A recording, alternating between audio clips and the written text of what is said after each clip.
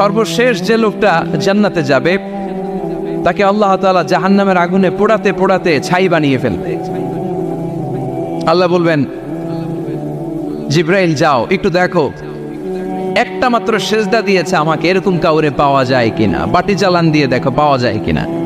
খুঁজে খুঁজে কাউরে পাবে না। আল্লাহ বললেন আবার দেখো, খুঁজে খুঁজে একজনকে পাবে, সামান্য ইমানের ছিটে ফোঁটা তার অন্তরে ছিল। আল্লাহ বলবেন যেহেতু ছিটে ফোঁটা আছে, অনেক মায়ের খাইছে, ওকে বের করে জাহান্নাম থেকে বের করে একটা নির্ধারিত দূরত্বে রেখে দাও। রেখে দেয়া হবে, কিন্তু জাহান্নামের আগুনের লেলিহান শিখাতে তার গা ঝলসে যাবে। সে আল্লাহর ডেকে বলবে, মাবুদ তোমার কাছে আমি কিছু চাই না,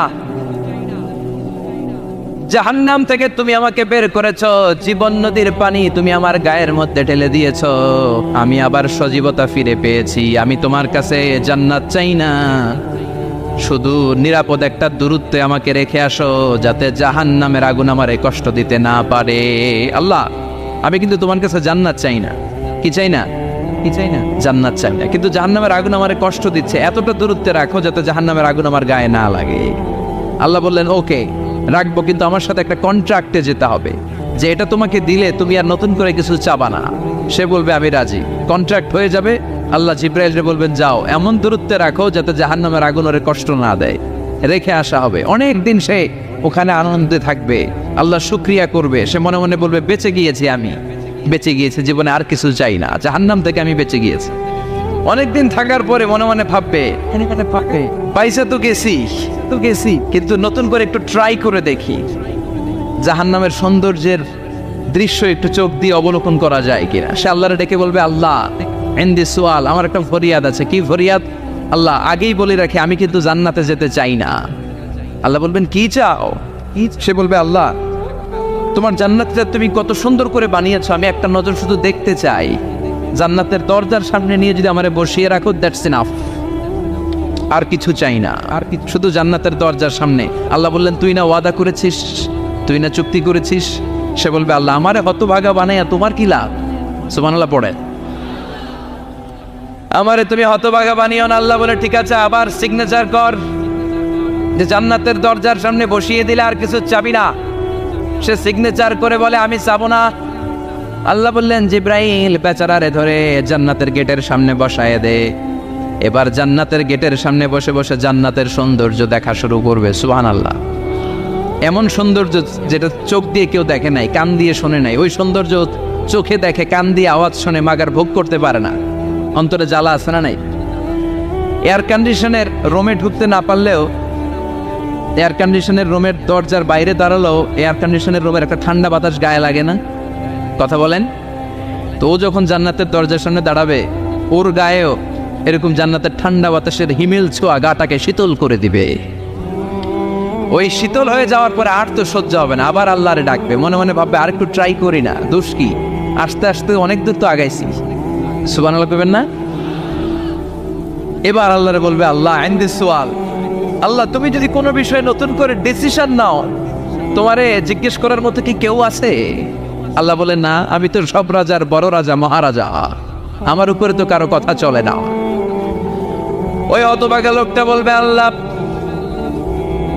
এত সুন্দর জান্নাত তুমি বানালাম, চোখ দিয়ে সৌন্দর্য দেখি, কান দিয়ে আওয়াজগুলো শুনি, হুর আর গেলমান হেঁটে বেড়ায়, এত সুন্দর জান্নাত চোখ দিয়ে দেখি, ঢুকতে পারি না, আমারে কষ্ট দিয়ে তোমার কি লাভ?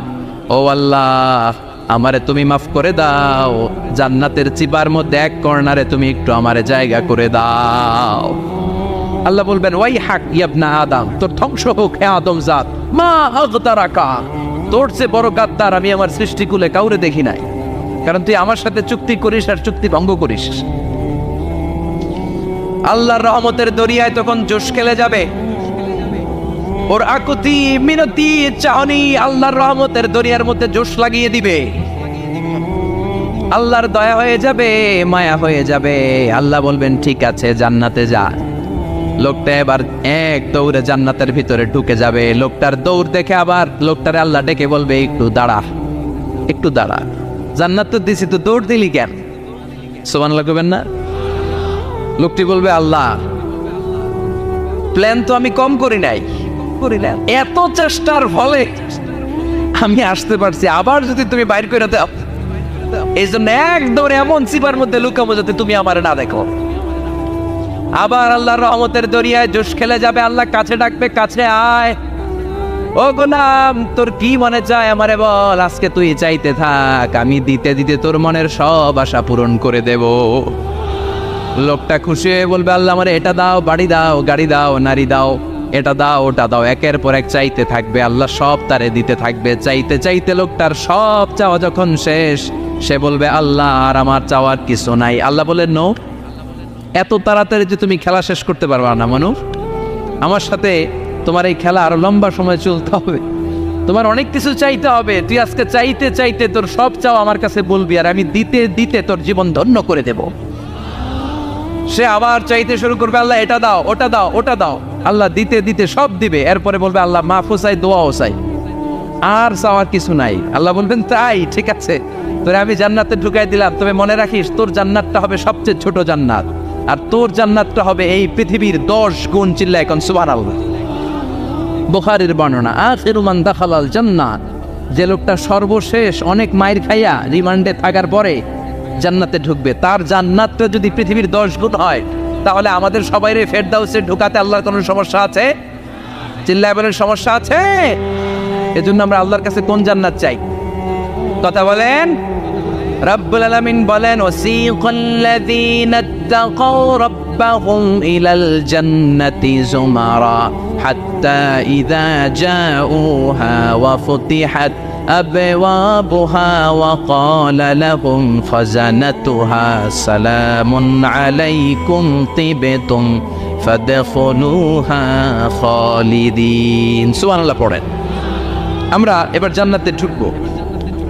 সব জান্নাতীদেরকে নিয়ে আল্লাহ তাআলা বলবেন, ও ফেরেশতারা, আমার জান্নাতীদেরকে তোমরা ওয়েল রিসেপশন দিয়ে, রেড কার্পেট রিসেপশন, লাল গালিচার সংবর্ধনা দিয়ে জান্নাতে নিয়ে যাও। ফেরেশতারা পেছন থেকে আল্লাহকে যারা ভয় করে জান্নাতের উপযুক্ত হয়েছে সবাইকে নিয়ে জান্নাতে ছুটবে। অমিয়া, কোনো প্রোগ্রামে যদি মন্ত্রী আসে, মেম্বার অফ দ্য পার্লামেন্ট আসে, কিংবা প্রধানমন্ত্রী আসে, ওনার শুভাগমন উপলক্ষে আমরা অনেকগুলো ওয়েলকামিং রিসেপশন গেট বানাই না? কথা বলেন। সুজানগরে বোধহয় বানায় টানায় না, আজকের মাহফিলের তো কয়েকটা গেট দেখলাম আমি, বানাই না আমরা ওয়েলকামিং রিসেপশন গেট। জান্নাতীদের জন্য এরকম, আপনারা যারা ফেরদাউসে ঢুকবেন আপনাদের জন্য এরকম ওয়েলকামিং রিসেপশন গেট থাকবে। ফেরেশতারা জান্নাতীদেরকে হাঁকিয়ে হাঁকিয়ে নিয়ে চলবে, আহলান ওয়া সাহলান মারহাবান বিকুম, কংগ্রাচুলেশন, আসেন আসেন আমরা সবাই মিলে জান্নাতে যাই। জান্নাতীরা আনন্দের চোটে ছুটবে আর ছুটবে, ছুটতে ছুটতে ছুটতে ছুটতে হঠাৎ করে বিশাল একটা ওয়েলকামিং রিসেপশন গেট পেয়ে যাবে। এই গেটটা যে কত সুন্দর আমি বর্ণনা দিয়ে বোঝাতে পারবো না।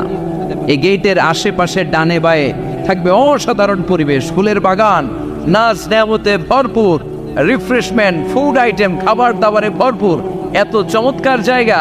এই জায়গাটারে জান্নাতীরা দেখে জান্নাত মনে করে ওইখানেই বসে যাবে। জান্নাতীরা মনে করবে এটাই জান্নাত, জান্নাতকে মজা লেলো, জান্নাত তোমারই হে, চলো আমরা খাওয়া দাওয়া শুরু করি, ফুটতে শুরু করি। খাওয়া দাওয়া শুরু করবে। ফেরেশতারা বলবে, no, you are absolutely wrong, আপনারা ভুল করছেন, এটা জান্নাত না, এটা জান্নাতের গেট। দিল্লি কা লাট্টু হে, দিল্লি বহুত দূর হে। দিল্লির লাট্টু খাইবার শখ তো দিল্লি যাইতে হবে, তো এখানে তো দিল্লির লাট্টু পাওয়া যায় না, ঠিক কি না? ও জান্নাতীরা, জান্নাতের মজা নিতে যাও, এটা তো জান্নাত না, জান্নাতের গেট। জান্নাতীরা আবার এই জায়গা ছেড়ে হাঁটতে শুরু করবে। হাঁটতে হাঁটতে হাঁটতে হাঁটতে দ্বিতীয় ওয়েলকামিং রিসেপশন গেটের সামনে এসে জান্নাতীরা ফেরেশতাদেরকে আর জিজ্ঞেস করে না যে এইটা না সামনে, ওরা এতটা নিশ্চিত যে এইটা তো জান্নাত না হয়ে পারেই না, কারণ এইটা আগেরটার চেয়ে অনেক বেশি সুন্দর। হিউজ স্পেস, অ্যামেজিং প্লেস, অসাধারণ জায়গা। জান্নাত মনে করে আবার খাওয়া দাওয়া শুরু। ফেরেশতারা আবার বলবে, you are absolutely wrong man, the paradise is far away, জান্নাত তো অনেক দূরে, এটা ওয়েলকামিং রিসেপশন গেট। দিল্লি কা লাট্টু হ্যাঁ, দিল্লি বহুত দূর হ্যাঁ। আসল জিনিস খাইতে চাইলে সামনে যাইতে হবে। আবার জান্নাতীরা ছুটবে, যেতে যেতে যেতে যেতে 3 নাম্বার গেটের সামনে আসবে। এবার 100% নিশ্চিত, 3 নাম্বার গেটে এসে সবাই 100% কনফার্ম যে এটা জান্নাত না হয়ে পারেই না। লেটস চিয়ার, চলো এবার চিয়ার করি। কি করি? আনন্দ উৎসব করি। ফেরেশতারা বলবে না, ভুল করছেন, এটাও না, জান্নাত সামনে, সুবহানাল্লাহ পড়েছে। 3 নাম্বার গেট পেরিয়ে সব জান্নাতীদেরকে নিয়ে ফেরেশতারা আসল জান্নাতের দরজায় আসবে। আসল দরজা, সুবহানাল্লাহ পড়েন। আসল দরজা দিয়ে যখন জান্নাতের ভেতরে জান্নাতীরা ঢুকবে, জান্নাত দেখে তারা অবাক, লাজবাব, থান্ডার, পাজলড, সারপ্রাইজড, অ্যাস্টনিশড, অবাক করা কাণ্ড। How come, how it's possible, এত সুন্দর নেয়ামতের আলোকচ্ছটা কেমন হতে পারে? সব মানুষগুলো আনন্দের চোটে তাদের মুখ দিয়ে একটা শব্দ বের করবে, শব্দটা হলো আলহামদুলিল্লাহ। তো জান্নাতীরা যখন জান্নাতের দিকে যাবে, ফেরেশতারা হাঁকিয়ে হাঁকিয়ে নিবে, চলেন চলেন জান্নাতে চলেন, কংগ্রেচুলেশন, সুস্বাগতম। তারা যেতে যেতে জান্নাতে ঢোকার পথে যে বড় বড় গেটগুলো থাকবে, এই গেটগুলো পায়। এই গেটগুলো এত সুন্দর, এত মনোরম, এত সুন্দর ডিজাইন করা, এত সুন্দর এগুলো structure, amazing, marvellous, genius, awesome, supercalifragilisticexpialidocious, অসম্ভব ভালো, অসাধারণ ভালো। এক একটা গেট এত বিশাল, এই গেটগুলোর আশেপাশে বিশাল বড় উদ্যান, বিশাল বাগান, বিশাল ফুলের বাগান, বিশাল খাওয়া দাওয়ার ব্যবস্থা। এই সুন্দর দৃশ্য আর চাকচিক্যময় জায়গা দেখে জান্নাতীরা মনে করবে এটাই জান্নাত। জান্নাতীরা এটাই জান্নাত মনে করে, এখানেই খাওয়া দাওয়া, দুনিয়া কে মজা লে লো দুনিয়া তোমারি হ্যায়। জান্নাতীরা বলবে জান্নাত কে মজা লে লো জান্নাত তোমারা হ্যায়।